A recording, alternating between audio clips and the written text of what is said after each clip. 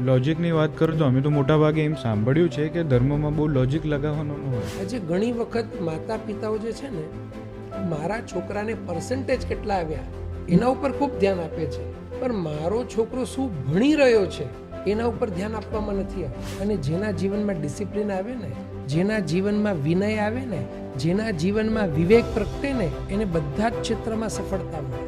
અને એ વ્યક્તિ એવો સફળ થાય અને મજાની વાત એ છે કે એ સફળતા એના માથા ઉપર ન ચડે. તો કે આ બધી માહિતી તો વધારે કરીને બધી જ ગૂગલ પર મળી જાય છે, ઘણા બધા કોર્સ હોય છે, અને હવે તો બધું બહુ એડવાન્સ થઈ ગયું છે. તો અહીંયા આવીને અભ્યાસ કરવામાં વિશેષ શું લાગતું? એક સરસ વાત મહાપુરુષો કહેતા હોય છે કે ક્યાં સુધી વિદ્યાર્થી બનીને રહેવું, ક્યાં સુધી જ્ઞાનને પ્રાપ્ત કરવું. તો કહે છે જ્યાં સુધી કેવલ જ્ઞાનની પ્રાપ્તિ ન થાય ત્યાં સુધી. પૈસા કમાવ્યા પછી પણ એના જીવનની અંદર ઈર્ષા જે છે ને, એને સુખી થવા નથી દેતી. People would not only like you just because of your performance, your presence only will create magic.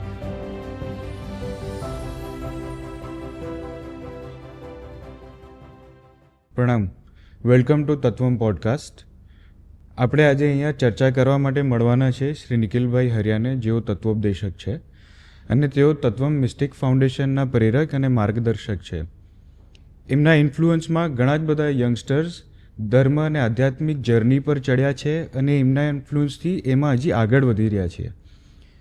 A youngsters આજે ઘણા બધા શાસનના મોટા મોટા કાર્યો કરી રહ્યા છે, જેના વિશે આપણે થોડી વારમાં જાણીશું.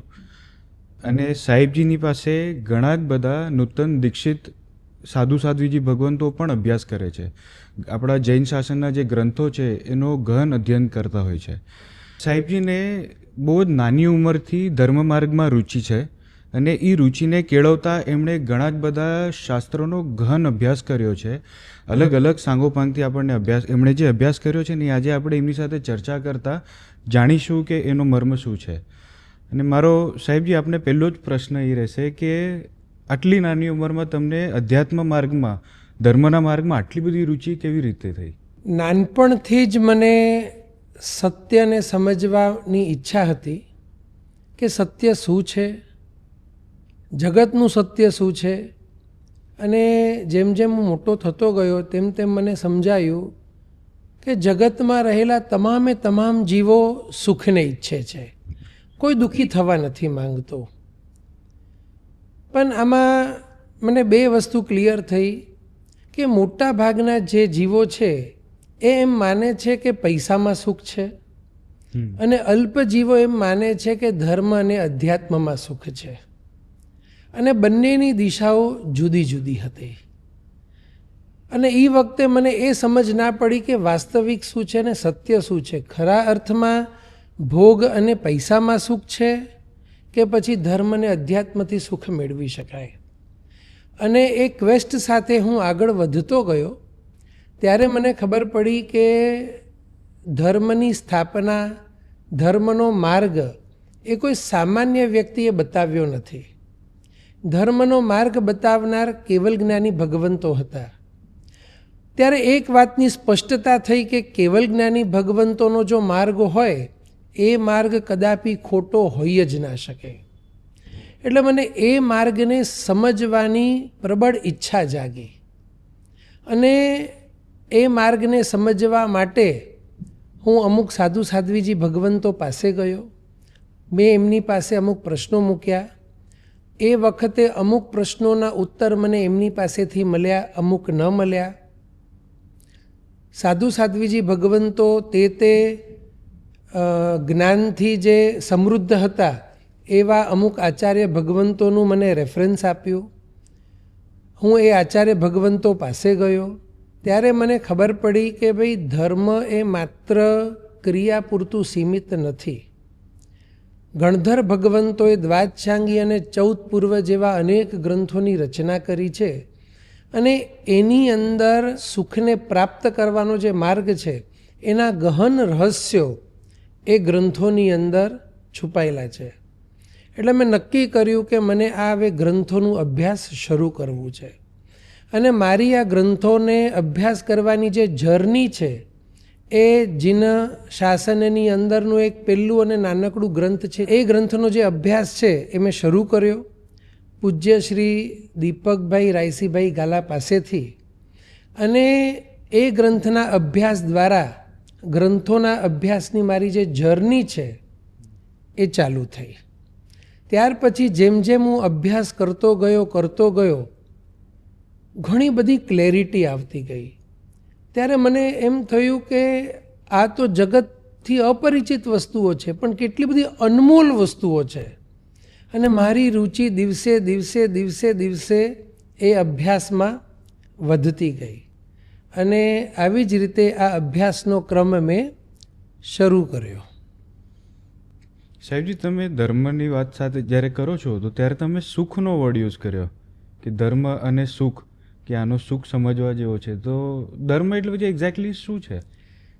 ધર્મ એટલે શાશ્વત અને પરમ સુખને પ્રાપ્ત કરવાનો માર્ગ છે. ઘણા લોકો એમ ઈચ્છે છે કે કોઈ ક્રિયા કરો એટલે એ ધર્મ છે. કોઈક એમ સમજે છે કે ભાઈ ખાલી પૂજા કરો એ ધર્મ છે. તો એની ના નથી, પણ ધર્મનું અંતિમ લક્ષ્ય, ધર્મનું અંતિમ ફળ એ તો શાશ્વત અને પરમ સુખ છે. ધર્મની જ્યારે વાત આવે ત્યારે અવશ્ય ક્રિયાની વાત આવે. ધર્મ ક્રિયા અને ધર્મ આ બંને જુદી જુદી વસ્તુઓ છે. ધર્મ ક્રિયા એ ધર્મ નથી, પણ ધર્મ ક્રિયાથી ધર્મ પ્રાપ્ત કરી શકાય. પણ એની માટે એક નાનકડો નિયમ છે. સંસારની અંદર કોઈ પણ આપણે ક્રિયા કરીએ તો એમાં સફળતા ત્યારે જ મળે કે જ્યારે એમાં જ્ઞાન ભળે. જ્ઞાન વિના આપણે કોઈ પણ કાર્ય કે ક્રિયા કરીએ તો એમાં સફળતા ન મળે. હવે તમને એક ઉદાહરણ આપું. જેમ કોઈક વ્યક્તિને ઇન્જુરી થાય તો એને સાજું કરવું હોય તો ડૉક્ટરને ઓપરેશન કરવું પડે. અને લોકો એમ કે ભાઈ એને સાજું થવા માટે ડૉક્ટરને ઓપરેશન કરવું પડશે. અથવા તો કોઈક એમ પૂછે કે ડૉક્ટરે આ વ્યક્તિને સાજો કેવી રીતે કર્યો, એને સારો કેવી રીતે કર્યો? તો હું જો આપને પૂછું તો આપ જવાબ શું આપો? ઓપરેશનથી કર્યો. બરોબર ને? આ ખાસિયત હવે શું છે ખબર છે? ડૉક્ટર જ્યારે ઓપરેશન કરે છે તો માત્ર ઓપરેશનની ક્રિયા કરે છે કે એ વખતે ડૉક્ટર એનું જે જ્ઞાન છે, ઓપરેશનનું જે જ્ઞાન છે, એનેટોમી ફિઝિયોલોજીનું જે જ્ઞાન છે, એ જ્ઞાનનું ઉપયોગ મૂકે છે? તો ઉપયોગ પણ મૂકે છે. અને જો ડૉક્ટર જ્ઞાનનો ઉપયોગ ના મૂકે ને એમને ઓપરેશનની ક્રિયા કરે તો શું થાય? તો વ્યક્તિ સાજો ના થાય, વ્યક્તિ ગુજરી જાય, એને ફટાફટ બીજો ભાવ મળી જાય. બરોબર ને? તો પણ ક્યાં પણ એવું સાંભળવા ન મળે આપણને કે ડૉક્ટરે જ્ઞાનના ઉપયોગ દ્વારા ઓપરેશન કર્યું. સાંભળવામાં શું આવે કે ડૉક્ટરે ઓપરેશન કર્યું, but it is to be understood કે જ્ઞાનના ઉપયોગથી ઓપરેશન કર્યું. તો એવી જ રીતે ધર્મ માર્ગમાં પણ જ્ઞાની ભગવંતો કે ગણધર ભગવંતો કે પૂર્વાચાર્ય કે આચાર્ય ભગવંતો જે વાત કરે છે ને કે આ ક્રિયા કરવાથી, તો it is to be understood કે એમાં જ્ઞાનનો ઉપયોગ આપણને મૂકવો પડશે. એની માટે એનું જ્ઞાન મેળવવું પડશે. અન્યથા આ ધર્મનો જે માર્ગ છે એટલો સરળ નથી. રીડ બિટવીન ધ લાઇન્સ છે. હા, A read between the lines છે, અને આપણને સમજવું પડશે. એના વિના કામ નહીં ચાલે. રાઈટ. સાહેબજી, જ્ઞાનની વાત કરીએ છીએ તો આજની તારીખમાં મૂળ પ્રધાનતા આપણે જોઈએ છે કે સ્કૂલમાં કે કોલેજીસમાં જ એડ્યુકેશન આપણે કરીએ છીએ, પ્રધાનતા તો એને જ અપાય છે. તો એવું કહી શકાય કે તો પછી એ બધું એડ્યુકેશન ખોટું છે? એ સુખની પ્રાપ્તિ માટે ઇનફ નથી? સ્કૂલ અને કોલેજમાં જે એજ્યુકેશન અપાય છે તે ખોટું બિલકુલ નથી, પણ એટલું હું જરૂર કહીશ કે તે અપૂર્ણ છે. ઓકે. સ્કૂલ અને કોલેજમાં અપાતું જે જ્ઞાન છે એ અપૂર્ણ છે. હું એટલા માટે કહીશ કારણ કે ગ્રેજ્યુએટ, પોસ્ટ ગ્રેજ્યુએટ થયા પછી, ત્યાર પછી વિદેશોમાં જઈ ભણી ગણી અને આવ્યા પછી પણ ઘણા યુવાનોમાં અમુક દૂષણો દેખાય છે. આટલું બધું ભણ્યા પછી પણ સિગરેટનું દૂષણ એના જીવનમાં દેખાય છે. આટલું બધું ભણ્યા પછી પણ દારૂનું દૂષણ એના જીવનમાં દેખાય છે. આટલું બધું ભણ્યા પછી પણ વડીલો પ્રત્યે અવિનયનું દૂષણ એમના જીવનમાં દેખાય છે. અને ખરા અર્થમાં જો એજ્યુકેશન લેવલ વધ્યું હોય ને તો વૃદ્ધાશ્રમમાં સંખ્યાઓ ઘટવી જોઈએ, પણ તેવું થયું નથી. ત્યાં સંખ્યા વધી છે. આખા એજ્યુકેશન સિસ્ટમમાં આત્મા શબ્દ એ આવતો જ નથી. ગુણોની વાત નથી એવું નથી, પણ ગુણોની વાત ઉપર વિશેષ ભાર આપવામાં આવતું નથી. જ્યારે અધ્યાત્મ જગતની અંદર પરમાત્માએ કે તીર્થંકર ભગવંતો કે જ્ઞાની ભગવંતોએ જે જ્ઞાન આપ્યું છે ને, એ જ્ઞાન જ્યારે વ્યક્તિ ગ્રહણ કરે છે અને જેમ જેમ એ અભ્યાસ કરતા કરતા વ્યક્તિના જીવનમાં અધ્યાત્મ પ્રવેશ કરે છે, જેવો અધ્યાત્મ પ્રવેશ થાય ને, દૂષણોને છોડવા નથી પડતા, દૂષણો છૂટી જાય છે. આજે જોવા જઈએ કે આપણે કેટલી બધી સંસ્થાઓ દૂષણોથી મુક્તિ માટેના પ્રયાસ કરી રહ્યા છે. પણ અમને તો ખરેખર બહુ નવાઈ લાગે કે બહુ સરળ ઉપાય છે ને આ મહાપુરુષોએ બતાવ્યો છે કે વ્યક્તિના જીવનમાં જેમ જેમ અધ્યાત્મ પ્રવેશ થતો જાય ને, આ બધા દૂષણો નીકળતા જાય. આજે ઘરની અંદર કંકાસ છે, ભણેલા ગણેલા હોય છે પણ છતાંય ઘરની અંદર કંકાસ છે, ઘરની અંદર મતભેદ, મનભેદ, ઝઘડાઓ, આ બધું ચાલી રહ્યું છે. તો એનું એક પરમનન્ટ સોલ્યુશન, એનું એક સચોટ સોલ્યુશન કોઈ હોય ને તો એ અધ્યાત્મ છે. અને હું અધ્યાત્મ શબ્દ ઉપર ભાર એટલા માટે આપું છું, સામાન્ય ધર્મ ઉપર હું એટલા માટે ભાર નથી આપતો, કારણ કે ધર્મની ક્રિયા કદાચ જીવનમાં હોય, કદાચ એ સામાન્ય ધર્મની ક્રિયા પણ કરતો હોય, સામાન્ય ધર્મની સમજણ પણ હોય, તો એટલા માત્રથી દૂષણો વયા જાય જીવનમાંથી તો તેવું નહીં બને.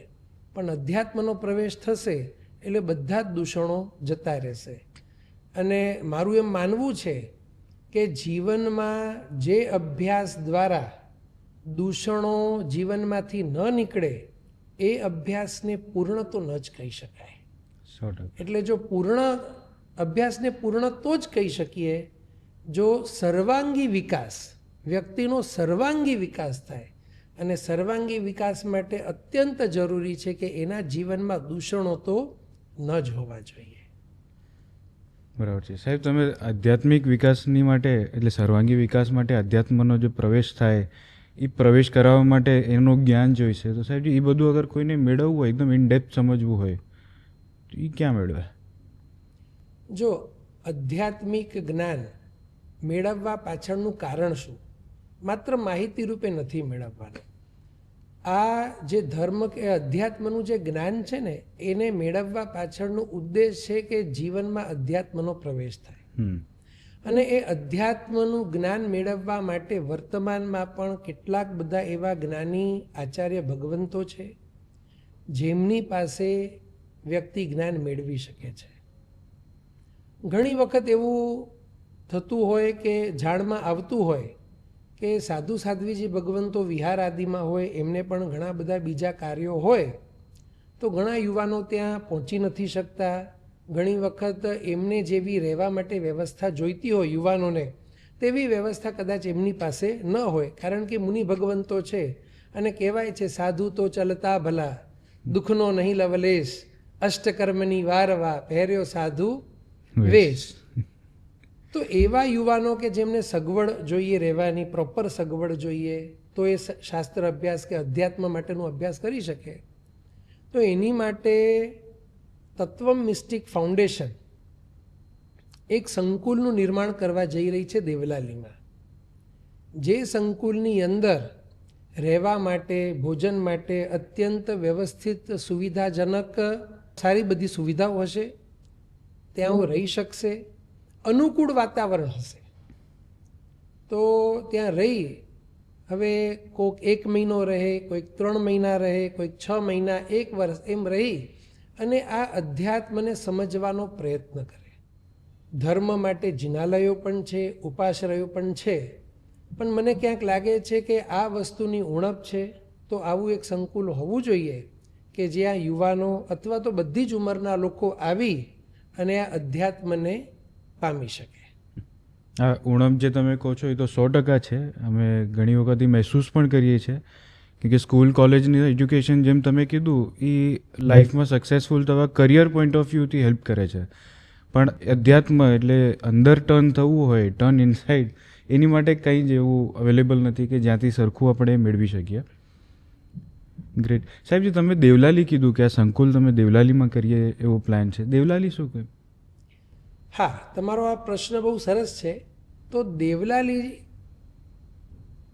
અનુકૂળ વાતાવરણ છે, શરીરને અનુકૂળ વાતાવરણ છે, આત્માને અનુકૂળ વાતાવરણ છે. દેવલાલી એ દેવભૂમિ છે, દેવલાલી એ તપોભૂમિ છે.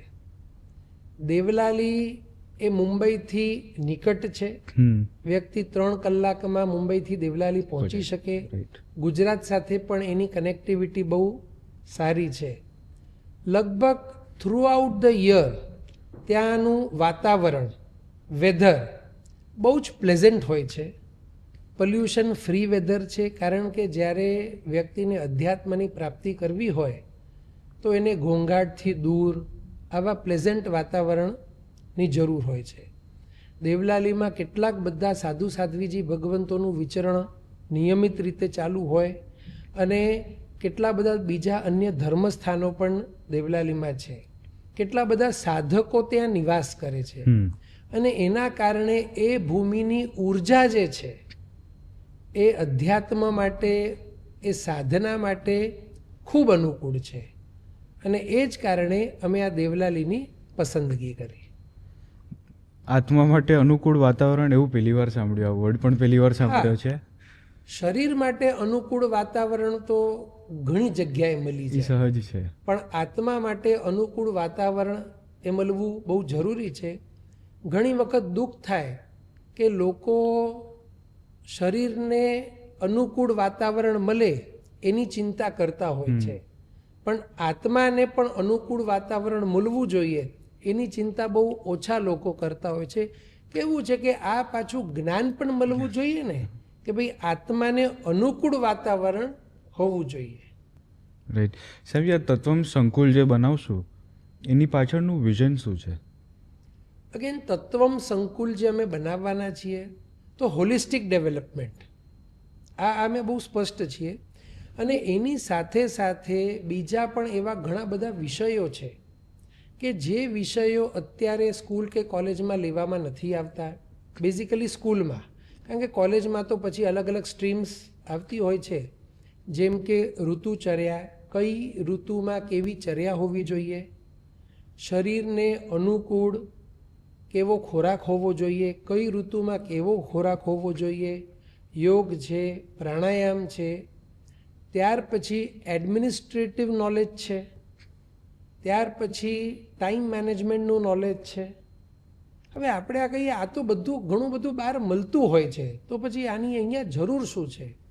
તો માઇન્યુટલી આ ઘણી બધી વાતો, મજાની વાત તો એ છે કે આમાંથી ઘણી બધી વાતો ગ્રંથોની અંદર ઓલરેડી છે.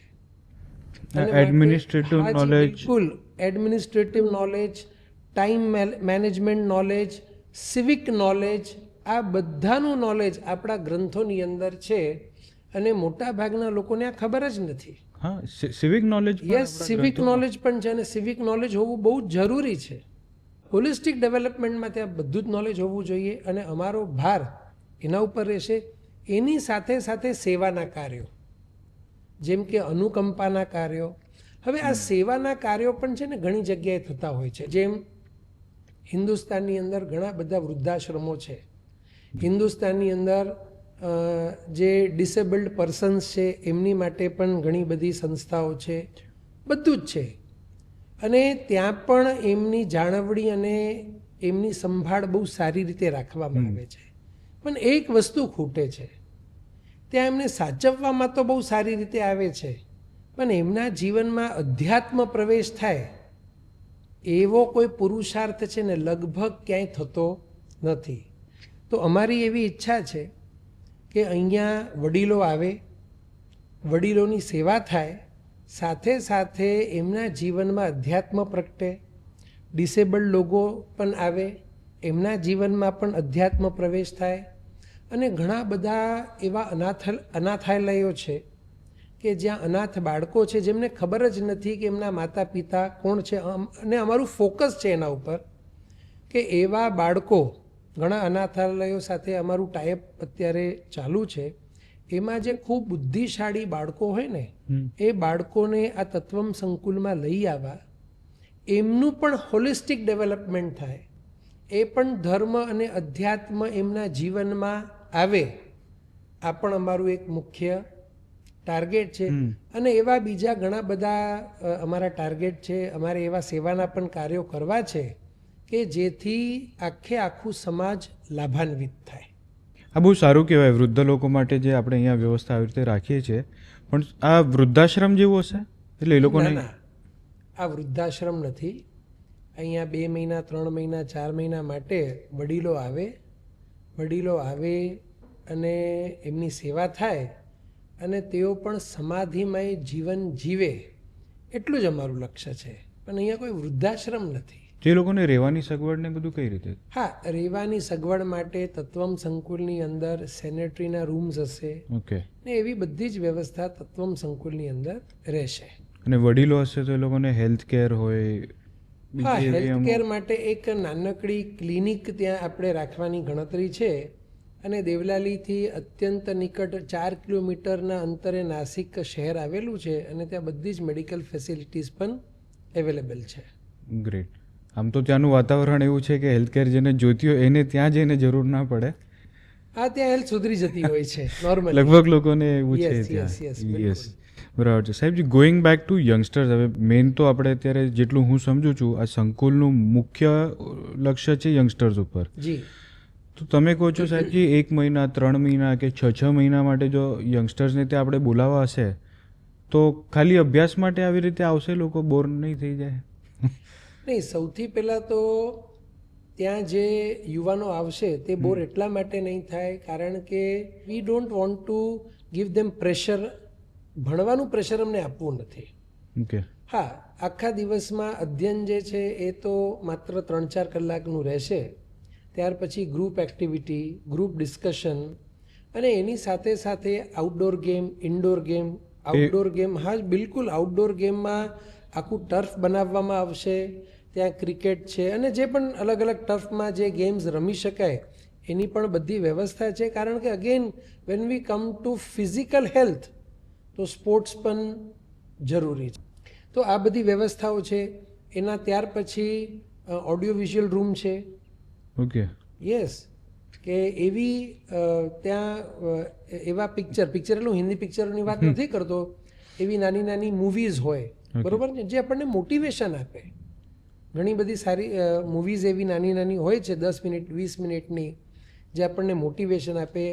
આ ભારત દેશમાં ઘણા એવા બધા કાર્યો થતા હોય છે જે ખરેખર આપણને બૂસ્ટ કરે. તો એમના પણ નાના નાના વિડીયોઝ હોય છે, એ પણ આપણે મહિનામાં, અઠવાડિયામાં કે 2-4 દિવસે એકવાર જોઈએ તો એક અલગ ઉર્જા આપણને મળતી હોય છે. ભોજનશાળાની વ્યવસ્થા ત્યાં છે. બરાબર. બગીચાઓ છે, ગૌશાળા છે કે ભાઈ અન્ય જે જીવો છે એની સાથે પણ મૈત્રીનો ભાવ, એની સાથે પણ પ્રેમનો ભાવ કઈ રીતે કેળવવો. કે મનુષ્ય સાથે તો બોન્ડિંગ કરે જ છે, અન્ય જીવો સાથે પણ મૈત્રીનું બોન્ડિંગ જો થાય તો એનો આનંદ અનેરો છે. એનો અનુભવ પણ ત્યાં આપણને કરવા મળશે. સાહેબજી, યંગસ્ટર્સ અગર હશે તો એજનો કોઈ ક્રાઇટેરિયા? કેમ કે સાવ નાના હશે તો એ લોકોને પેરેન્ટ્સ જોઈશે સાથે, તો પેરેન્ટ્સ અહીંયા નાના તો યંગસ્ટર્સમાં ના આવે ને. અહીંયા યંગસ્ટર્સ એટલે કે લગભગ અબાઉ 15. ઓકે. પણ 15 થી કરીને કેટલા, તો જે વ્યક્તિ પોતાને યંગ માને એ બધા આવી શકે. 65 વર્ષના વ્યક્તિ પણ પોતાને યંગ માને, યસ, તો હી ઇઝ વેલકમ. ઓકે. કારણ કે યંગની વ્યાખ્યા જ નથી પછી તો. હા. 70 વર્ષના વડીલો એ પણ પોતાને યંગ માને, એમને પણ નવું ભણવું શું. જ્ઞાનને પ્રાપ્ત કરવા માટે છે ને કોઈ એજ લિમિટ ના હોય. રાઈટ. એક સરસ વાત મહાપુરુષો કહેતા હોય છે કે ક્યાં સુધી વિદ્યાર્થી બનીને રહેવું, ક્યાં સુધી જ્ઞાનને પ્રાપ્ત કરવું, તો કહે છે જ્યાં સુધી કેવલ જ્ઞાનની પ્રાપ્તિ ન થાય ત્યાં સુધી. સો દેર ઇઝ નો લિમિટ, બધા જ આવી શકે છે. આટલી બધી એક્ટિવિટીઝ ભલે ત્યાં કરાવશો, તે છતાં આટલા 6 મહિનાનો સમયગાળો બહુ લાંબો નથી. આટલો બધા ટાઈમ માટે આવશે યંગસ્ટર્સ? જો સમય કાઢવો it is not an big thing. લોકો, યુવાનો પોતાનું ઘર છોડી ઇન્ડિયાથી વિદેશ પણ ભણવા જાય છે, બરાબર ને? પહેલાં કમાવા નથી જતા, પહેલાં ભણવા જ જાય છે. અને ભણવા પાછળનું કારણ શું છે? ડેવલપમેન્ટ. તો ત્યાં 5 વર્ષ ભણે છે તો એમ સમજે કે 5ની જગ્યાએ તે 5.5 વર્ષ ભણ્યા. અહીંયા પણ 6 મહિના 1 વર્ષ આવે તો 1 વર્ષ એમને અભ્યાસ વિશેષ કર્યો. અને 1 વર્ષ વિશેષ અભ્યાસ કરવાથી જો ડેવલપમેન્ટ સારું થાય અને જીવનમાં હકીકત સક્સેસફુલ થાય, વાસ્તવિક સક્સેસ એમને જો મળતી હોય, તો આ 6 મહિના કે 1 વર્ષ is not a big deal. હા, પણ એટલું કહીશ, this is very new thing. ઘણા વર્ષો પહેલાં જ્યારે બિસ્લરીએ પાણી લોન્ચ કર્યું ત્યારે એનો ભાવ હતો 10 રૂપીઝ લીટર. ઓકે. અને એ વખતે દૂધનો ભાવ પણ હતો 10 રૂપીઝ લીટર. બધા લોકોએ કહ્યું કે આ થોડી પાણી કોઈ 10 રૂપિયામાં વેચાતું લે. અને આજે આપ જોઈ રહ્યા છો કે હાલતા ચાલતા લોકો એ જ પાણી પીવે છે. તો હું માનું છું કે આની માટે યુવાનોને જે સમય કાઢવાનો છે, તો ઇટ વિલ ટેક ટાઈમ લોકોને આ સમજતા કે આ પણ જીવનમાં જરૂર છે. એને કદાચ સમય લાગશે, પણ પ્રયાસ તો આપણને આજથી જ કરવો પડશે. આજથી આપણે પ્રયાસ નહીં કરીએ તો આ વાસ્તવિકતા, આ સત્ય એ લોકોને ખબર જ નહીં પડે. સમજે આની જીવનમાં જરૂરત છે અને આ નવું છે જેમ તમે કહો છો, તો આ ફીલ કેવી રીતે કરશે લોકો? આનું શું એવું પરિણામ જોશે જેનાથી સમજમાં આવશે કે ઓકે આ અધ્યાત્મથી મળ્યું? ત્યારે પણ તત્વમ સાથે 100થી વધુ યુવાનો જોડાયેલા છે. એમના જીવનમાં પરિવર્તન જોઈને ઘણા લોકોને એવું થાય છે કે ના, ખરેખર એમને જે પ્રાપ્ત કર્યું છે એવું અમારા બાળકો પણ પ્રાપ્ત કરે. એટલે એ લોકો કરિયરમાં બધું જોડાયેલા છે? કેવી રીતે કરિયરમાં કેવું છે, અમે એવું નથી કહેતા કે ભાઈ સંકુલમાં અભ્યાસ કરવા આવે ને આ જ જીવનભર અભ્યાસ કરે. મારું તો ત્યાં સુધી કહેવું છે કે અહીંયા અભ્યાસ કર્યા પછી એને લાભ ખાલી ધર્મ કે અધ્યાત્મ જગતમાં નહીં, એનો લાભ એના કરિયરમાં પણ મળશે. હવે એને સમજવા છે ને, હું તમને 1-2 ઉદાહરણ આપું. આજે આપણે એમ કહીએ છીએ કે વ્યક્તિએ ખૂબ પૈસા કમાવ્યા ને એટલે એ સક્સેસફુલ. પણ વાસ્તવિકતા એ છે કે માત્ર પૈસા કમાવે સક્સેસફુલ ના કહેવાય, કમાવેલા પૈસાને પચાવી શકે એ સક્સેસફુલ કહેવાય. આજે લૌકિક જ્ઞાનથી બહાર જે જ્ઞાન છે ને, એનાથી પદ તો મળી જાય છે, એનાથી સત્તા તો મળી જાય છે, પણ એને સક્સેસફુલ ના કહેવાય. એ મળેલી સત્તાને પચાવી શકે. સત્તા અને સંપત્તિ મળ્યા પછી એના જીવનમાં નમ્રતા બરકરાર રહે, એને ઈગો નડે નહીં, એ ખૂબ જરૂરી છે. સાહેબ, આમ તો સક્સેસ એટલે તમે લાઈફમાં આગળ નીકળ્યા, તમે સારું કરિયર બનાવ્યું, સારા પૈસા કમાવ્યા, તો ત્યાં તો સક્સેસ પૂર્ણ નહીં થયું? હું તમને એક વાત કહું, વ્યક્તિને ખાલી પૈસા જોઈએ છે કે સુખી થવું છે? પૈસા કમાવીને સુખી થવું છે. પૈસા કમાવીને સુખી. હવે પૈસા કમાવ્યા પછી પણ સુખી ના થાય તો તમે શું કહેશો? તો ગડબડ છે ને? ગડબડ થઈ. હા. પૈસા કમાવ્યા પછી પણ એના જીવનની અંદર ઈર્ષા જે છે ને, એને સુખી થવા નથી દેતી. પૈસા કમાવ્યા પછી પણ એના જીવનની અંદર જે ઈગો છે ને, એને સુખી થવા નથી દેતો.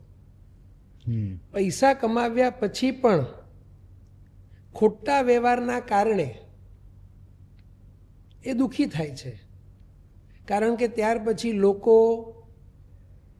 એને સારા ભાવથી બોલાવતા નથી, કારણ કે એને જે ગડબડો કરી છે એનું જ્ઞાન જ નથી એને. અને આ બધું સમજવાની પણ બહુ જરૂર નથી, કારણ કે જેમ જેમ જીવનમાં અધ્યાત્મ આવે ને, ઈગો નીકળતો જાય, ઈર્ષ્યાનો ભાવ છૂટી જાય અને વ્યક્તિ બધાને પ્રિય લાગે. આજે આટલું ધન કમાવ્યા પછી પણ ધનવાન લોકો કંઈ બધાને પ્રિય નથી હોતા. કેમ નથી હોતા? આ ઘણું બધું આપણને સમજવા જેવું છે. વી હેવ ટુ ઇન્ટ્રોસ્પેક્ટ કે ગડબડ ક્યાં થઈ રહી છે. તો ઊંડાણપૂર્વક આપણે જોવાનો પ્રયત્ન કરીએ ને તો અધ્યાત્મની ખામી જ મૂળમાં આવશે. સો બહુ જરૂરી છે. જેમ જેમ લોકોને ખબર પડશે તેમ તેમ માતા પિતાઓ પણ એવી ઈચ્છા કરશે કે અમારા બાળકો યુવાનો પણ આ બધું અધ્યયન કરે and the trend will change. We have to set new trend. Actually this is not a new trend, this is the original trend. અને વચમાં અમુક વર્ષોમાં ટ્રેન્ડ છે ને થોડુંક ગાયબ થઈ ગયું. That's it. થોડું એનું અપડેટેડ વર્ઝન છે. હા, હવે અપડેટેડ વર્ઝન આવશે. Right. Yes of course updated version. Yes, બરાબર છે. સાહેબજી, યુવાનોને ત્યાં સમજો અભ્યાસ કરાવશું તો એની કોઈ અવધિ નક્કી કરી હશે? આપણે તો સમજો એવી રીતે વાત કરી કે કદાચ એક મહિનાથી લઈને 6 મહિના સુધીની, પણ એની કોઈ અવધિ હશે? એક વાત સમજો, કોઈક જ્યારે નવું પિક્ચર આવતું હોય છે ને માર્કેટમાં, તો એ પિક્ચર રિલીઝ થાય એનાથી પહેલાં 1 મહિનો છે ને સતત ટ્રેલર બતાવવામાં આવે. અને ટ્રેલર જોઈને છે ને લોકો નક્કી કરે કે આ પિક્ચર જોવા જેવું છે કે નહીં. અને કયું પિક્ચર ક્યારે ક્લિક થઈ જાય વી નેવર નો. તો આ 1 મહિનાની જે વાત છે દેટ ઇઝ ટ્રેલર. અને એમાં પણ છે ને એનું આગોતરું ટ્રેલર પણ છે. તો તત્વમ વર્ષમાં 2 થી 3 વખત શ્રુત યાત્રાઓ લઈ જાય છે. શ્રુત યાત્રા શું છે સાહેબ? શ્રુત યાત્રા એટલે 2 થી 3 દિવસની કોઈ પણ એક તીર્થ સ્થાને યાત્રા હોય અને એ જગ્યાએ અમે 3 દિવસ રહીએ અને પરમાત્માના વચનો જે છે, એ જે જ્ઞાન છે એના મર્મને સમજવાનો અમે પ્રયત્ન કરીએ. પણ ઓફકોર્સ 3 દિવસમાં બધું ન સમજી શકાય. That is trailer. ત્યાં જેમને ઈચ્છા થાય તેવા યુવાનો, તેવા વ્યક્તિઓ પછી 1 મહિનો આવે સમજવા માટે. અને તમને કહી દઉં, there is nothing like I don't have time.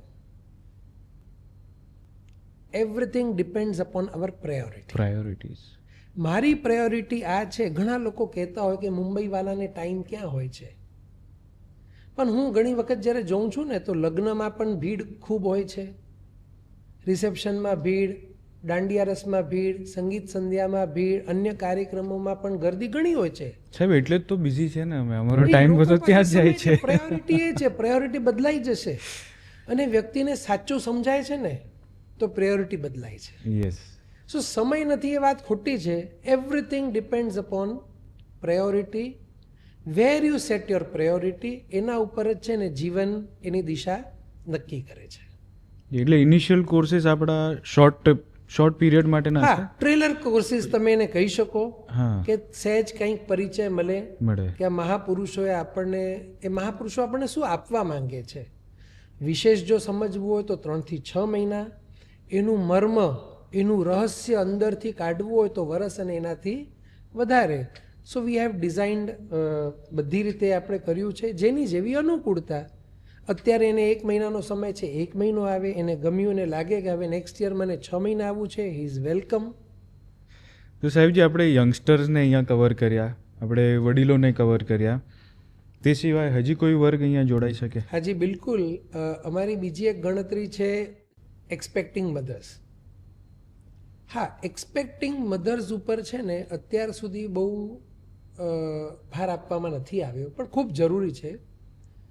આજે મેડિકલ સાયન્સ પણ એમ કહે છે કે જ્યારે બાળક માતાના ગર્ભમાં હોય ને ત્યારથી જ એના સંસ્કારો એને આપવાનું શરૂ કરવાનું. અભિમન્યુની પણ આપણે આવી કથા સાંભળીએ છીએ. થાય એવું છે કે જ્યારે એ માતા, એક્સપેક્ટિંગ મધર, ગર્ભવતી બેન ઘરમાં હોય છે તો ઘરની અંદર જે વાતાવરણ હોય, ટીવી હોય, પિક્ચર હોય, આ બધું જ આવે ને આવું જ બધું. સાહેબ, હમણાં તો રીલ્સ આવે છે. હા, રીલ્સ આવે ને આવું બધું ચાલ્યા કરે. તો અહીંયા અમારું લક્ષ્ય શું છે કે એ એક્સપેક્ટિંગ મધર્સ, અમારી એવી ઈચ્છા છે કે એ એમના હસબન્ડ સાથે એ સંકુલમાં આવે, 2 થી 3 મહિના રહે. કારણ કે ત્યાંનું વાતાવરણ કેવું હશે?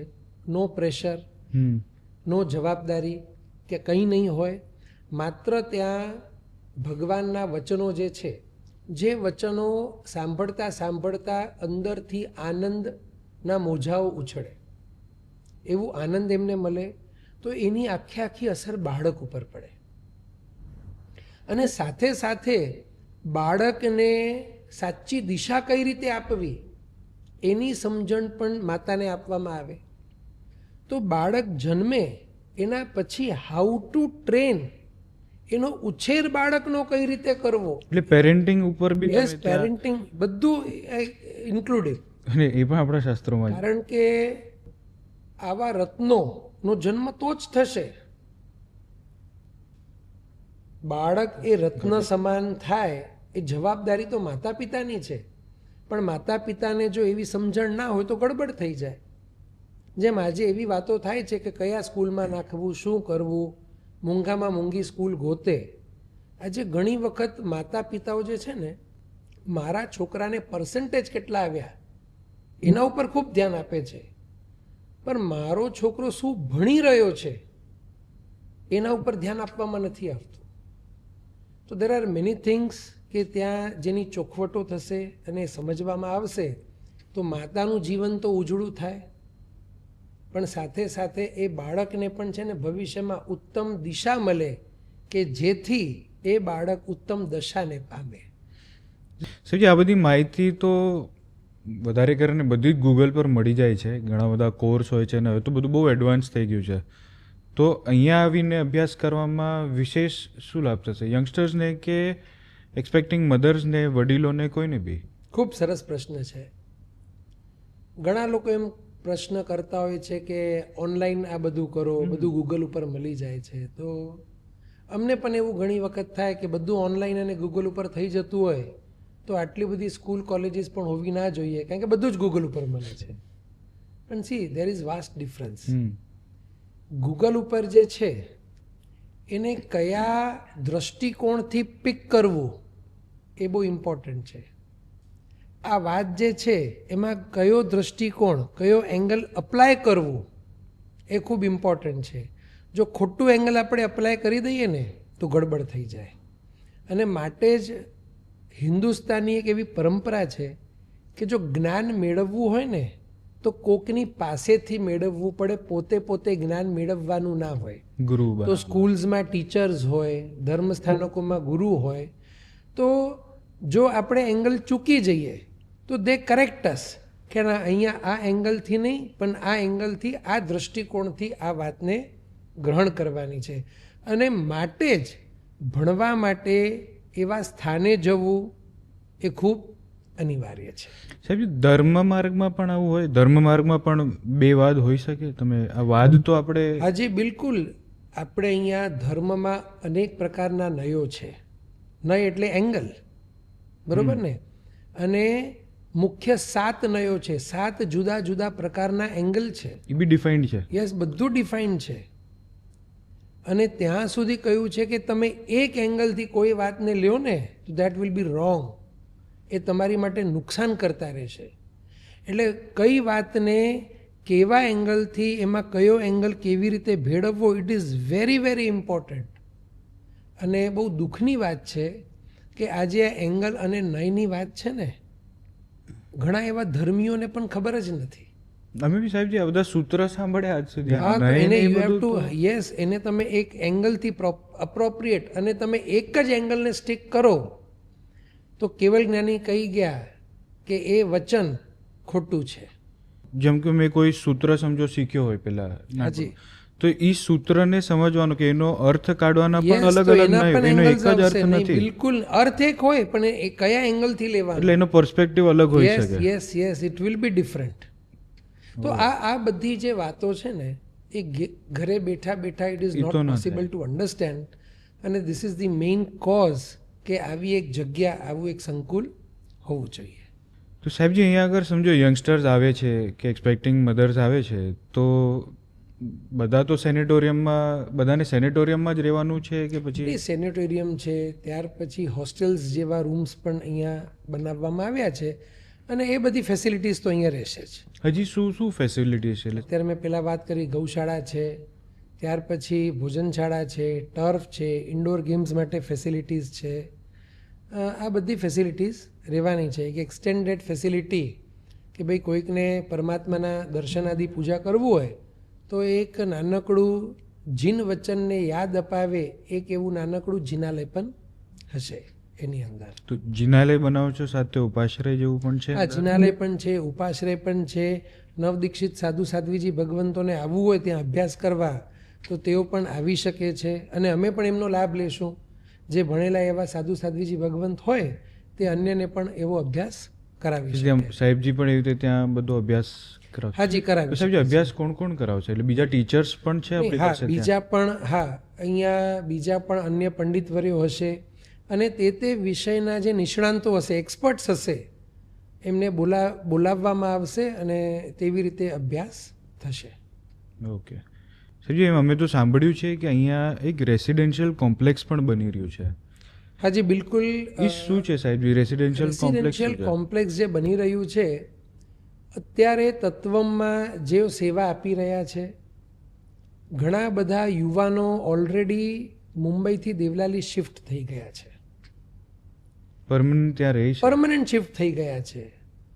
એ શિફ્ટ એટલા માટે થઈ ગયા છે કારણ કે હવે એમની પ્રાયોરિટી જે છે ને એ બદલાઈ ગઈ છે.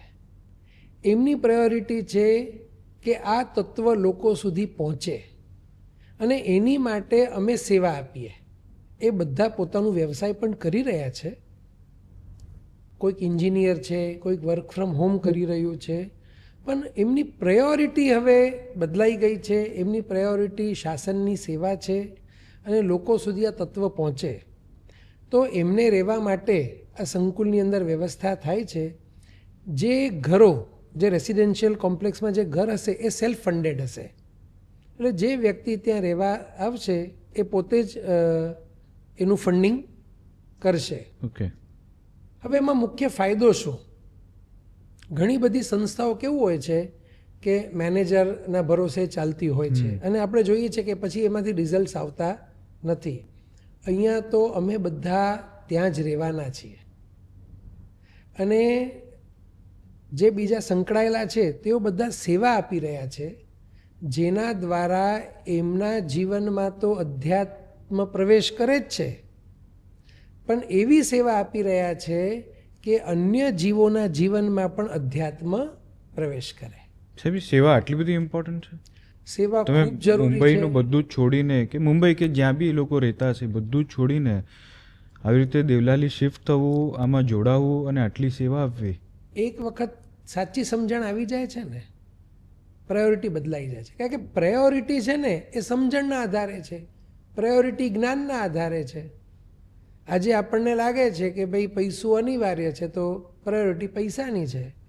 નાના બાળકને પ્રાયોરિટી પૈસાની નથી, કારણ કે એને સુખ રમતમાં દેખાય છે, એને સુખ ચોકલેટમાં દેખાય છે, એની પ્રાયોરિટી ચોકલેટ છે. તો જેમ જેમ સમજણ બદલાતી જાય, પ્રાયોરિટી બદલાતી જાય. કોઈકની સમજણ વહેલી ચેન્જ થાય, કોઈકની મોડી થાય, કોઈકની ન પણ થાય. તો એક વખત સાચું સમજાઈ જાય, પ્રાયોરિટી ચેન્જ થઈ જાય છે. સાહેબ, આમાં આ જે સેવા આપે છે લોકો, તો એમાં કોઈને જોડાવવું હોય, સમજો કોઈને અન્ય બીજાને સેવા આપવી હોય તો એ કઈ રીતે જોડાઈ શકે છે તત્વમ સાથે? જી બિલકુલ, એ તત્વમ સાથે જોડાઈ શકે. એને જે પ્રકારની સેવા આપવી હોય, એની પાસે જે એક્સપર્ટીઝ હોય એ આવી અને વાત કરે તો ઓપન છે, જેને પણ જોડાવું વેલકમ. અમારે અહીંયા કોઈ તત્વમાં સંપ્રદાય નથી કે આ જ સંપ્રદાયના લોકો આવી શકે, આ જ ગચ્છના લોકો આવી શકે. We have no restrictions. Jain તો આવી જ શકે, કોઈ અજૈન વ્યક્તિને પણ આ તત્વને સમજવાની ઈચ્છા હોય ને તો હી ઇઝ ઓલ્સો વેલકમ્ડ. એવું થાય સાહેબજી, આપણે જૈનોના લોકો આટલું સમજો ન એટલું ઇન્ટરેસ્ટ લેતા હોય તો અજૈન વ્યક્તિ કરે? આ તત્વ ઉપર કોઈની મોનોપોલી નથી. આ તત્વ છે ને યુનિક છે અને સમાન છે. આ બધા માટે તત્વ તો એક જ છે. સમજણના અભાવે છે ને વ્યક્તિ કોઈક એને સમજી શકે, કોઈક ના સમજી શકે. તત્વ તો બધા માટે આ સમાન જ છે. આ જ તત્વથી છે ને અનંતા જીવો આ જ દિવસ સુધી સુખી થયા અને ભવિષ્યમાં અનંતા જીવો આ જ તત્વથી સુખી થશે. એક જસ્ટ પ્રશ્ન આવે છે, આપણે જો અજૈન કોઈની વાત કરીએ કે અજૈન વ્યક્તિ સમજો તત્વ સમજવા જાય કે આરાધના કરે, એને બી મોક્ષ થાય? કેમ ન થઈ શકે? અહીંયા જે જૈન કુળમાં જન્મ્યો હોય એનો જ મોક્ષ થાય, આવી મોનોપોલી તીર્થંકર ભગવંતોએ પણ જણાવી નથી. એવા કોઈ સાહેબ જે એક્ઝામ્પલ છે આપણી આગળ? ઘણા બધા એક્ઝામ્પલ છે જે અત્યારે પરમાત્મા મહાવીર સ્વામીના જે ગણધર ભગવંતો હતા, ગૌતમ સ્વામી આદિ, કોઈ જન્મે જૈન ન હતા. અત્યારે તત્વમ સંકુલની અંદર જેમના ગ્રંથોનું આલંબન આપણે લઈ રહ્યા છીએ, પૂજ્ય હરિભદ્ર સુરીશ્વરજી મહારાજા, તેઓ પણ જન્મે જૈન નથી. યસ, પછી દીક્ષા લીધી એમ? હા, બિલકુલ લીધી. એટલે એક વસ્તુ સમજી લો, મોક્ષ ઉપર જે જૈન ધર્મમાં જન્મ્યા હોય એમનું જ મોક્ષ થાય, આવી મોક્ષ ઉપર છે ને કોઈની મોનોપોલી નથી. હા, બિલકુલ. This is the beauty of dharma, this is the beauty of tattva. આપણે આધ્યાત્મિક ફાયદા તો સમજ્યા કે અહીંયા આવવાથી જે પણ અભ્યાસ કરશું ને આધ્યાત્મિક ફાયદા થશે, પણ સાહેબજી બિંગ વેરી ઓનેસ્ટ, આધ્યાત્મિક ફાયદો જે થાય એ તરત મને નથી લાગતું કે તરત જણાય, તરત સમજમાં આવે. અને મોટાભાગે લગભગ બધાનો લક્ષ્ય એ જ છે કે લાઈફમાં ઇમિડિયેટલી શું રિઝલ્ટ આવશે, કેમકે અમારે ફેમિલી લાઈફ છે, સોશિયલ લાઈફ છે, કરિયર છે બધાનું, ફાઇનાન્શિયલી પણ બધાને બિલ્ડ કરવાનું છે. તો એ બધામાં આ અભ્યાસ કરવા સમજો આવીએ, વર્ષનો સમજો ટાઈમ પણ આપીએ, 6 મહિના વર્ષ જે પણ ટાઈમ આપીએ, તો એનો ત્યાં શું બેનિફિટ થશે? બિકોઝ મેજર ગોલ ઘણા જ બધાનો અત્યારે લાઈફમાં એ જ છે, તો એનો શું બેનિફિટ છે?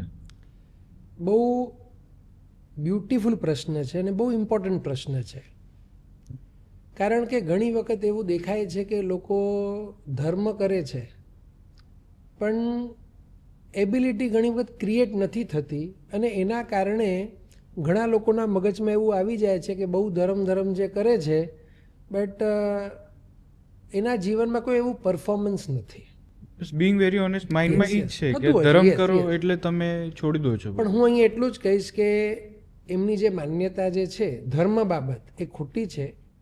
હું તમને એટલું જ કહેવા માંગીશ, આજે ઘણી વખત જ્ઞાન વધુ હોય પણ એ વ્યક્તિનું PR ન હોય ને, પબ્લિક રિલેશન એનું જો નબળું હોય તો એ જીવનમાં આગળ નથી વધી શકતો. હવે PR કેમ સારું ના હોય? તો દેર આર મેની રીઝન્સ. એ વ્યક્તિ કાં તો એને PR પબ્લિક રિલેશન કેવી રીતે ક્રિએટ કરવું એની આવડત નથી. અનધર રીઝન ઇઝ એનો એવો સ્વભાવ હોય ને કે લોકો એની બાજુમાં પણ આવવા ન માગતા હોય. વાતો આપણે મોટે ભાગે બહુ સારી કરીએ, ઈગો કરવા જેવું નથી, ક્રોધ કરવા જેવું નથી, પણ જ્યારે અપ્લાય કરવાનો વારો આવે છે ને, ઈગો નડે છે, ક્રોધ થઈ જાય છે, માયા થઈ જાય છે. ઓટો પાયલટ પર છે, નહીં, એવું નથી. આને ખાસ સમજવાની જરૂર છે. કારણ કે આપણે સાંભળ્યું છે ઈગો કરવા જેવું નથી, આપણે સાંભળ્યું છે ક્રોધ કરવા જેવું નથી, આપણે સાંભળ્યું છે માયા કરવા જેવું નથી, આપણે સાંભળ્યું છે લોભ કરવા જેવું નથી. પણ છતાંય કેમ થાય છે? એનું કારણ છે માત્ર સાંભળ્યું છે, એ ઉતર્યું નથી. આ જે ઉતારવાની વાત છે ને એને સમય લાગે, અને ઉતારવા માટે જ આ જ્ઞાનીઓએ ગ્રંથોની અંદર એવી વાતો કરી છે જેની પાછળ એટલું બધું બ્યુટીફુલ લોજિક છે. અને એક વાત કરીને છોડી નથી દીધી, પછી બીજા લોજિક સાથે સમજાવ્યું, ત્રીજા લોજિક સાથે, અને સમજતા આખું બિલીફ છે ને એ ચેન્જ થઈ જાય છે અને એ ઉતરી જાય છે. લોજિકની વાત કરો તો અમે તો મોટા ભાગે એમ સાંભળ્યું છે કે ધર્મમાં બહુ લોજિક લગાવવાનું ન હોય. નહીં, બિલકુલ નહીં. ધર્મમાં તો પેલું લોજિક લગાડવાનું હોય. લોજિક વિના ધર્મ અપનાવાય જ નહીં. સાહેબ, ધર્મ શ્રદ્ધાથી નથી કરવાનો? 100%. પણ શ્રદ્ધા બે પ્રકારની હોય. એક સમજ્યા વિનાની શ્રદ્ધા, જેને અંધશ્રદ્ધા કહેવાય, અને બીજી શ્રદ્ધા છે સમજ્યા પછી આ જ સાચું છે ને આ જ કરવા જેવું છે, એ એકચ્યુઅલ શ્રદ્ધા કહેવાય. અને એકચ્યુઅલ શ્રદ્ધા જ આપણને તારશે, પેલી અંધશ્રદ્ધા નહીં તારે. અંધશ્રદ્ધામાં તો તમને છે ને કોઈ પણ કાંઈ પણ કહી દેશે તો શું તમે કરશો? તમે એમ પણ કહી દેશે કે ભાઈ આનું બલિ, આ જીવની તમે બલિ આપો તો તમારું કલ્યાણ થઈ જશે. તો અંધશ્રદ્ધાવાળો વ્યક્તિ છે ને એ બલિ આપવા તૈયાર થઈ જાય. પણ જે બુદ્ધિશાળી હોય ને એ લોજિક માંગે. એટલે શ્રદ્ધા મૂકવાની, પણ લોજિકથી સમજ્યા પછી. સમજી, આ PR ને એ બધું તો આમ તો મેનેજમેન્ટ સ્ટડીઝના ટોપિક હોય છે, તો આ કર્યા પછી મતલબ એવું ખરું કે આ MBA જેવું હશે? MBA કર્યા પછી જેમ હવે બિઝનેસ કરું છું અને MBA કરીને આવું તો મને મારા બિઝનેસમાં બેનિફિટ થાય છે, તો આ અહીંયા જો આધ્યાત્મિક અભ્યાસ કરવા આવું તો એના પછી મને મારા બિઝનેસમાં બેનિફિટ થાય, એ કઈ રીતે સાહેબ? એક્ઝેક્ટલી, મેં પહેલાં જ વાત કરી, આપ MBA કરો બહુ સારી વાત છે કે જેમ માર્કેટિંગ હોય, MBA ઇન માર્કેટિંગ, તો માલ કઈ રીતે વેચવો, તો એ પ્રોડક્ટને વેચવા માટે શું બોલવું, શું કરવું, શું નહીં કરવું, એનું બધું પણ શિક્ષણ આપવામાં આવે છે. પણ વ્યક્તિના જીવનમાંથી જેમ ઈગો ખતમ થાય છે, વ્યક્તિ જેમ જેમ હમ્બલ બને છે ને, તો હમ્બલ બન્યા પછી શું બોલવું એની ટ્રેનિંગ લેવી નથી પડતી. ઓટોમેટિક એના મુખમાંથી એવા જ શબ્દો નીકળે કે જેનાથી સામેવાળો વ્યક્તિ એટ્રેક્ટ થાય. કારણ કે ઈગો વયો જાય, ઈગો નીકળી જાય પછી એવા શબ્દો નીકળે જેનાથી સામેવાળા વ્યક્તિને છે ને આનંદ થાય, એને સાંભળવું ગમે. અત્યારે આપણે જ્યારે વાતો કરતા હોઈએ તો જો એક મિસ્ટેક છે ને ઘણા લોકો કરતા હોય છે, ગ્રેજ્યુએટ પોસ્ટ ગ્રેજ્યુએટ થયા પછી પણ ઘણા લોકો કરતા હોય છે. અને વાત શું હોય ખબર છે? મેં આવું કર્યું, મેં આમ કર્યું, મેં તેમ કર્યું. હવે આવું કેમ બોલાય છે? કારણ કે ઈગો છે ને એને એમ કહેતું હોય તું તારી વાત કર, યુ આર સક્સેસફુલ, એ તું બીજાને જણાવ. પણ વાસ્તવિકતા એ છે આપણી સક્સેસ સ્ટોરી છે ને બીજાઓને સાંભળવામાં બહુ રસ નથી હોતો. જ્યારે આપણે એમની સામે એવી વાત કરીએ ને કે બસ તમે સક્સેસફુલ થઈ રહ્યા છો, એ મને દેખાય છે, people will love to here. તો આ બધી ક્વોલિટીઝ છે ને એ ડેવલપ કરવા માટે પણ બહુ મહેનત નથી કરવી પડતી. જેમ જેમ આ ઈગો, આ બધા દોષો દૂર થતા જશે ને આવી ક્વોલિટીઝ ડેવલપ થશે કે જેના દ્વારા એનું PR વધશે. એની પાસે આવી બધી ક્વોલિટીઝ, જે ક્વોલિટી એને બિઝનેસમાં ફાયદો કરશે, એના પરિવારમાં, એના ફેમિલી લાઈફમાં એને ફાયદો થશે. સાહેબ ફેમિલી લાઈફ, સોશિયલ લાઈફ, એ તો મતલબ એમાં હજી શું બેનિફિટ આનો? ઘણા બેનિફિટ થાય. આજે ફેમિલી લાઈફ પણ ડિસ્ટર્બ કેમ હોય છે? કારણ કે we don't know how to tackle things. આપણને ટેકલ કરતા નથી આવડતું એટલે ઊંચા સ્વરે બોલી દઈએ, તરત કોકના ઈગો હર્ટ થઈ જાય, આ થઈ જાય. And you C major of આ જ બધી વસ્તુઓ છે ને ગડબડ કરે છે. વધારે પડતી અપેક્ષાઓ આપણને હેરાન કરે છે. You get my point? જે વસ્તુ ઇમ્પોર્ટન્ટ નથી એની પણ આપણે અપેક્ષાઓ રાખીએ.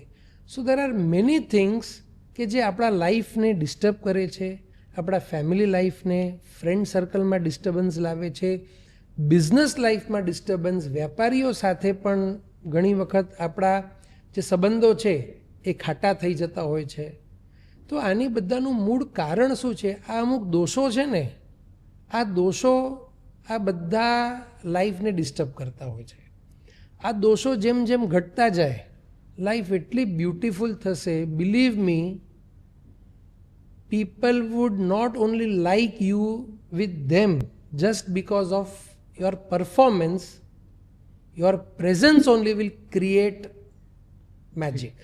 એક ઓરા બનાવે. હા, એક ઓરા બનશે. અત્યારે શું થાય છે?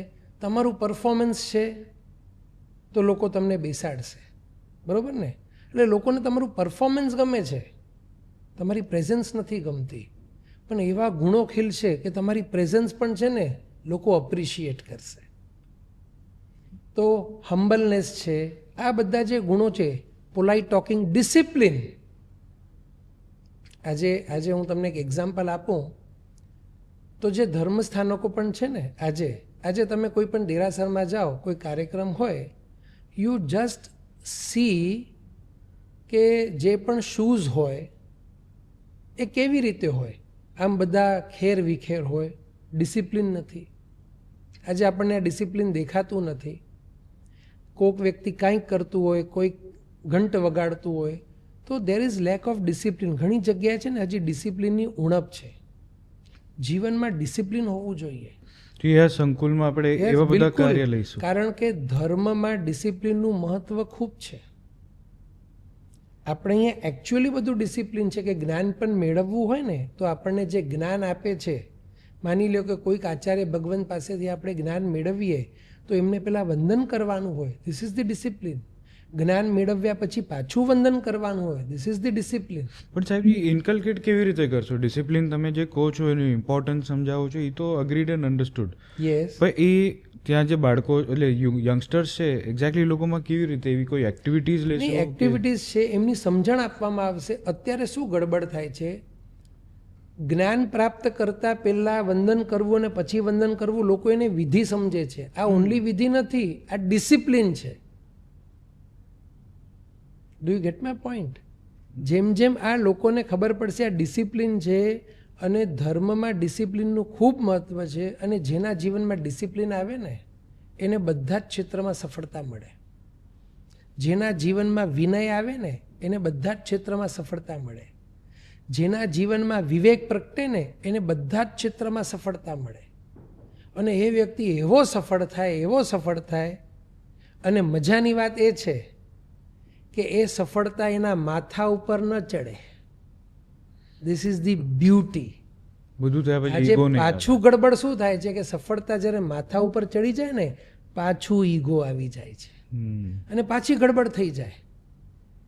તો આ જે અધ્યાત્મ છે, અહીંયા જે અભ્યાસ કરાવવામાં આવશે, અહીંયા જે એક્ટિવિટીઝ થશે, વ્યક્તિ સફળ તો થશે જ એની કારકિર્દીમાં, એના બિઝનેસમાં, જે પણ કાર્ય કરે એમાં. પણ એ સફળતા માથે નહીં ચડે, એ સફળતા જણાશે, એ સફળતા અનુભવાશે. તો આપણું મુખ્ય લક્ષ્ય જે છે ને, વ્યક્તિ સફળ થાય પણ એ સફળતા માથે ન ચડે કે જેથી એ વ્યક્તિની અંદર અભિમાન આવે અને એના કારણે બીજા લોકોને એ નાના હાકે. એ તો ન જ થવું જોઈએ. સાહેબ તમે અત્યારે જેટલી પણ વાત કરીને તમે રિલેશન્સની વાત કરી કે આ બધું કરવાથી આપણે બેટર રિલેશન્સ મેન્ટેન કરી શકશું. Relation is just one part of the whole picture. એની સાથે સાહેબ જે મેનેજમેન્ટ પણ એક સ્કિલ છે, ટાઈમ મેનેજમેન્ટ એક સ્કિલ છે, ઓવરઓલ એડમિનિસ્ટ્રેશનનું તમે જુઓ તો એમાં પણ મેનેજમેન્ટ એક સ્કિલ છે. એમાં આનું બેનિફિટ શું? રિલેશન્સ તો ચલો સમજ્યું કે સારા મેન્ટેન કરી શકશું, ટાઈમ મેનેજમેન્ટમાં શું બેનિફિટ થશે? ટાઈમ મેનેજમેન્ટ હોય કે એડમિનિસ્ટ્રેટિવ સ્કિલ્સ હોય, બંનેમાં એક કોમન ફેક્ટર છે સક્સેસફુલ થવા માટે, ઇઝ ડિસિપ્લિન. હવે ટાઈમ મેનેજ તો બધાને કરવું છે. એમને ખબર નથી કે ટાઈમ મેનેજ કઈ રીતે કરવું. ટાઈમ મેનેજ કઈ રીતે કરવું, હું તમને એક નાનકડું એક્ઝામ્પલ આપીશ.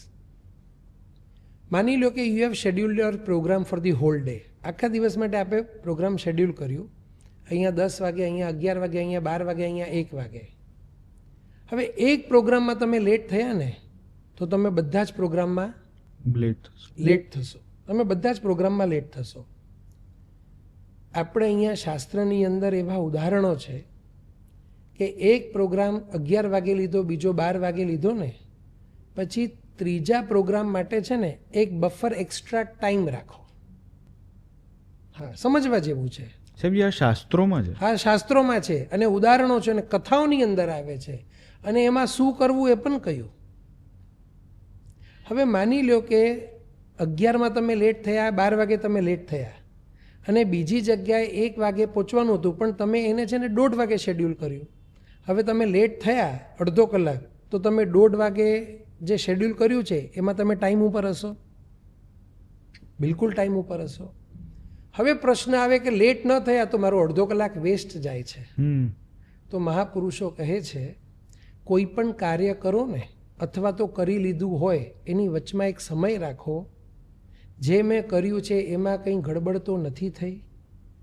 જે હું કરવા જઈ રહ્યો છું એની પૂર્વ તૈયારી પણ તમને કરવા માટે સમય મળે છે? આજે હેસ્ટમાં, ઘાઈમાં છે ને ઘણી વખત કાર્યોમાં ગડબડ થતી હોય છે. તો ટાઈમ મેનેજમેન્ટ એવું છે કે વચમાં તમને જે ઇન્ટરવેલ મળે છે એમાં તમે પોતાને પાછું પરફેક્ટ કરો અને જો લેટ થયા તો એ વચલું જે બફર ટાઈમ છે ને એ આગળના પ્રોગ્રામમાં તમને લેટ થવાથી બચાવશે. હવે વ્યક્તિ ઉપર અસર શું પડશે કે આ ભાઈ લેટ થતા જ નથી અને એના કારણે he will love to do business with you, he will love to interact with you, he will love to stay with you. બાકી પૈસાની વાત કરીએ ને, આ બધી ક્વોલિટીઝ જો જીવનમાં આવી જાય ને, પૈસો મળી જશે. Money is not a big deal. મહેનત કરવાની છે, પણ જો આપણા ઉપર ટેગ લાગી ગયું કે હંમેશા આ વ્યક્તિ મોડો હોય છે, people will not like to do any business with you. People will not like to keep relations with you. So આ બધી વસ્તુઓ ખાલી દુકાન ઉપર બેઠા આપણે અને વ્યાપાર કર્યું એટલે પૈસા થઈ ગયા એવું નથી. સારા સારા લોકો આપને જ્યારે એડમાયર કરશે ને, એ લોકો આપને સામેથી ઓપોર્ચ્યુનિટીઝ આપશે. પણ એ ક્યારે આપશે? એમને જ્યારે એવું ફીલ થશે કે ના, આ વ્યક્તિ કેટલો હમ્બલ છે, કેટલું રિસ્પેક્ટ આપે છે, એની પાસે કેટલી સારી સૂઝ છે, એની અંદર વિનયનો ભાવ કેટલો સરસ છે, એની અંદર કેવો વિવેક છે. All qualities are being noticed by everybody. Time મેનેજમેન્ટનું આટલો આ તો એકદમ માઇક્રો લેવલ ઉપર છે ને ક્યારે નથી સાંભળ્યું કે બફર ટાઈમમાં ઇન્ટ્રોસ્પેક્ટ કરવાનું છે, કે જે પહેલાં કર્યું એ રિવ્યૂ કરવાનું છે, આગળ શું કરવાનું છે પ્લાન કરવાનું છે. એક જ નાનકડા ગ્રંથની વાત કરીશ અને ગ્રંથનું નામ છે કલ્પસૂત્ર.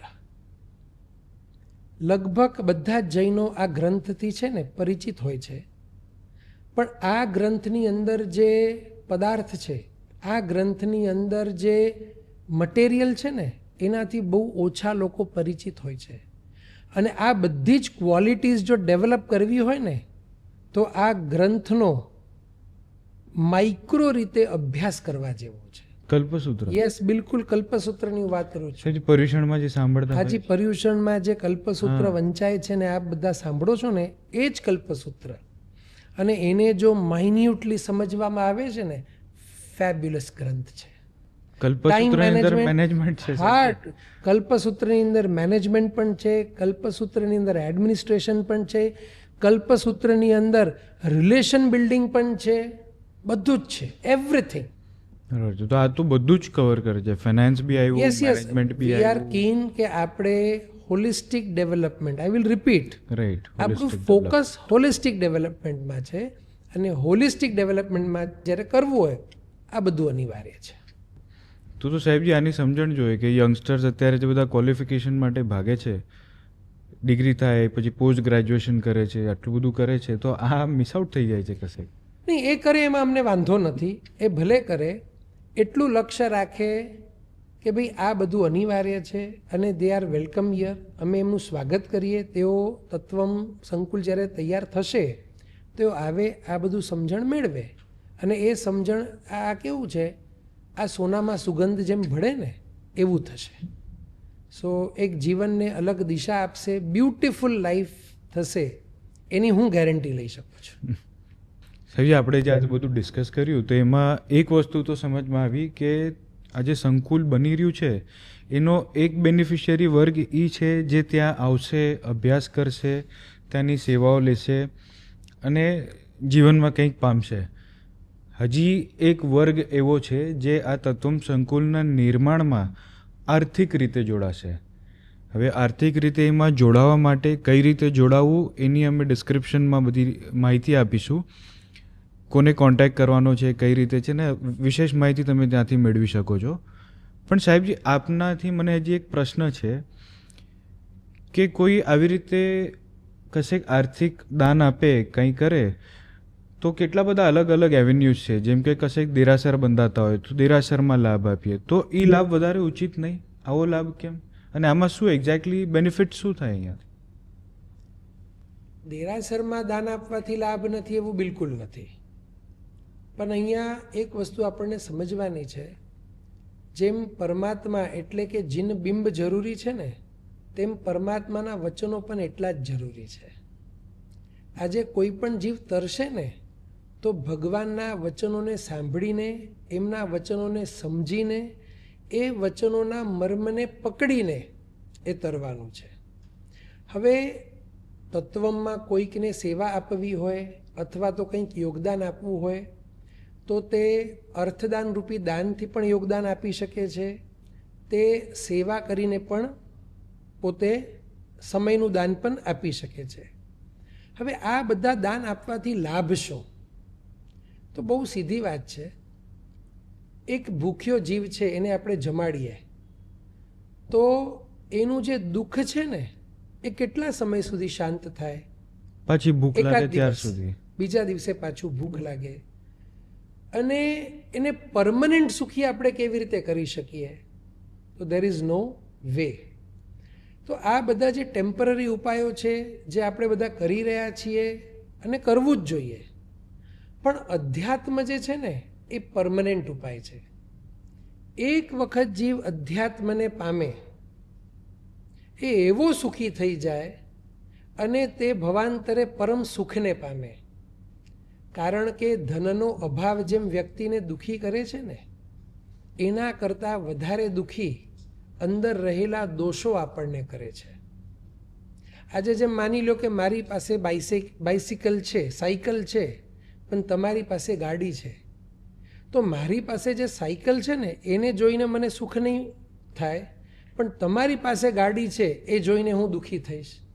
એટલે વ્યક્તિ કોમ્પિટિટિવ ભાવમાં, વ્યક્તિ ઈર્ષ્યામાં, આના કારણે છે ને વ્યક્તિ દુઃખી છે.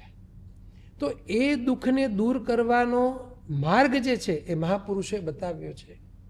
અને તત્વમનું ફોકસ છે કે જે બીજા દુઃખો છે એને તો દૂર કરવા જ, પણ આ દુઃખો જે આપણને બહુ લાંબા કાળથી હેરાન કરે છે અને એનું જો આપણે સોલ્યુશન કરીએ ને તો વ્યક્તિ પરમનન્ટ સુખી થઈ જાય.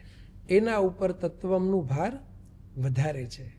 તો લાભની જ્યારે આપણે વાત કરીએ તો અહીંયા વિચાર કરો, આપણા દાનના કારણે જો અમુક જીવો પરમનન્ટ સુખી થઈ ગયા તો એનું લાભ કેટલું? તો શાસ્ત્રોની અંદર મહાપુરુષો જણાવે છે કે એક વ્યક્તિ સંપૂર્ણ જીવન જો જીવદયાનું પાલન કરે અને એને જે લાભ થાય એના કરતાં વધારે લાભ એ વ્યક્તિના કારણે કોઈક બીજો વ્યક્તિ અધ્યાત્મને પામે, સાચા સુખને પામે, તો એનો લાભ વધારે. આટલો બધો લાભ છે. અને એવા બીજા અનેક દૃષ્ટાંતો પણ છે, ઘણા બધા દૃષ્ટાંતો છે. મહાપુરુષો કહે છે કે આપણા કારણે એક વ્યક્તિ પણ જો અધ્યાત્મને પામે, એક વ્યક્તિ પણ જો આ મોક્ષના માર્ગ ઉપર જો ચડી જાય ને તો અકલ્પનીય લાભ છે, જેની કલ્પના પણ આપણે કરી શકતા. ખાલી માર્ગ ઉપર ચડે એટલાથી માર્ગ ઉપર આપણા કારણે મોક્ષ ન થાય તો બી. જો બહુ સિમ્પલ નિયમ છે, જે વ્યક્તિ મોક્ષના માર્ગ ઉપર ચડવાનો ને એ અમુક સમયમાં મોક્ષને પ્રાપ્ત કરવાનો. વન વે છે, એ મોક્ષને પ્રાપ્ત કરવાનો જ. મોક્ષ માર્ગ ઉપર ચડ્યા પછી ત્યાં સુધી કોઈ ગેરંટી નહીં. તો it is a very super journey જેમાં અમે બધા આગળ વધી રહ્યા છીએ. સાહેબજી, અમારા વ્યુઅર્સ માટે એક નાનો મેસેજ તમે શું આપશો? ધર્મને રિલેટેડ અને ઓવરઓલ એ લોકોની લાઈફને રિલેટેડ એક મેસેજ આપશો. હું યુવાન હોય કે અન્ય જે પણ છે, હું ખાસ એક વિશેષ એમને એક મેસેજ આપવા માંગીશ કે ધર્મને એમને એમ સમજ્યા વિના એને આંકી ન લે. કોઈ ગ્રજીસ ન બનાવે કે ભાઈ ધર્મ તો આવું છે, ધર્મ તો આવું છે, ધર્મ તો આવું છે. હું એટલું જ કહીશ, ધર્મ બહુ બ્યુટીફુલ છે, અધ્યાત્મ ખૂબ સુંદર છે, અધ્યાત્મ જગત ખૂબ સુંદર છે. જેમ જીવનમાં આપણે બધા જ ક્ષેત્રને જાણવા અને સમજવા માટે પ્રયત્ન કરીએ છીએ ને, તો ધર્મ ક્ષેત્રને પણ સમજવા અને જાણવા માટે આપણને વિશેષ પ્રયત્ન કરવો જોઈએ. એવું ન થાય કે આપણી ઉંમર નીકળી જાય અને પછી આપણને ફીલ થાય કે આ ઓપોર્ચ્યુનિટી આવી હતી પણ હું સિરિયસ ન હતો ને ઓપોર્ચ્યુનિટી નીકળી ગઈ. માટે અમુક સમય આ ધર્મને આ તત્વને સમજવા માટે અવશ્ય સમય આપવો જ જોઈએ. જેમને પણ ધર્મને વિશેષ રીતે સમજવું હોય તો તે બધા જ તત્વમાં એમનું હાર્દિક સ્વાગત છે. અને એના સિવાય પણ વર્તમાનમાં એવા ઘણા બધા જ્ઞાની મુનિ ભગવંતો અને આચાર્ય ભગવંતો પણ છે. આપ એમની પાસે પણ જઈ શકો છો અને એમની પાસેથી પણ આપ એવા ઉત્તમ તત્વને મેળવી શકો છો.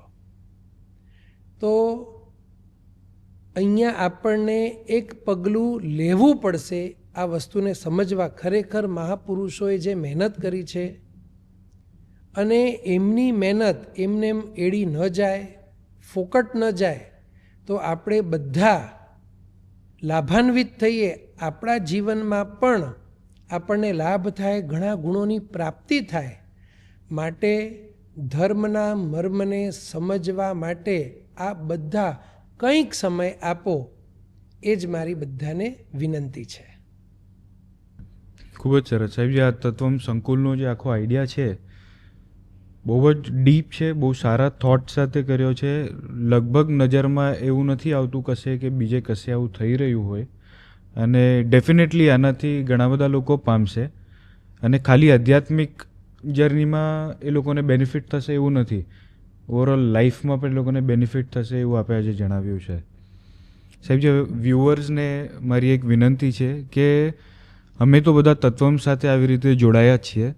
તત્વમ સંકુલનું જે નિર્માણ થાય છે એના એક રીતે અમે પોતે બેનિફિશિયરીઝ પણ છીએ, અને એમાં અમે સેવા આપવાના પણ ભાવ રાખીએ છીએ. આપમાંથી કોઈને પણ આ વસ્તુ સાથે જોડાવવું હોય, જેમ સાહેબે આપણને સેવાનો એનું મિનિંગ સમજાવ્યો કે સેવાનું મિનિંગ શું છે અને સેવાથી બેનિફિટ શું થાય છે.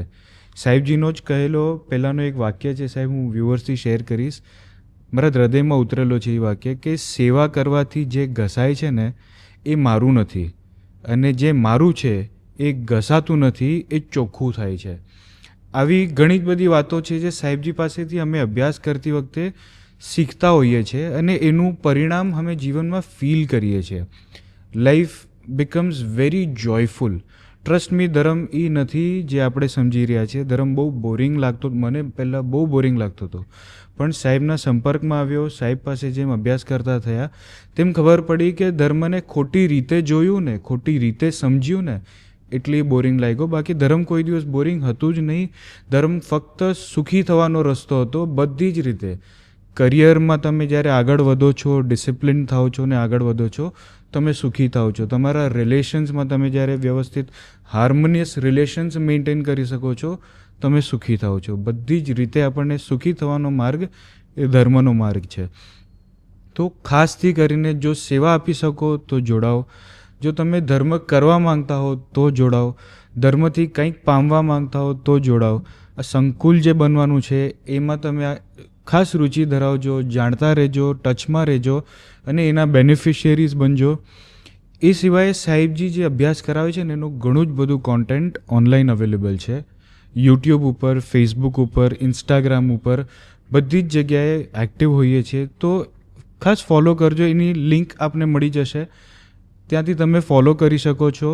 સાહેબજીના ઘણા બધા એક કલાકના, અડધા કલાકના એવા વિડીયોઝ છે જેમાં નાના નાના ટોપિક્સ લઈને એની ઉપર સાહેબજી ડિટેલમાં એક્સપ્લેન કરે છે કે એનો આપણો શાસ્ત્રોમાં શું મતલબ આપેલો છે. ખાસથી કરીને સાંભળવાનો ટ્રાય કરજો, ધર્મને સમજવાનો ટ્રાય કરજો. અમારી સાથે જોડાવા માટે થેન્ક યુ.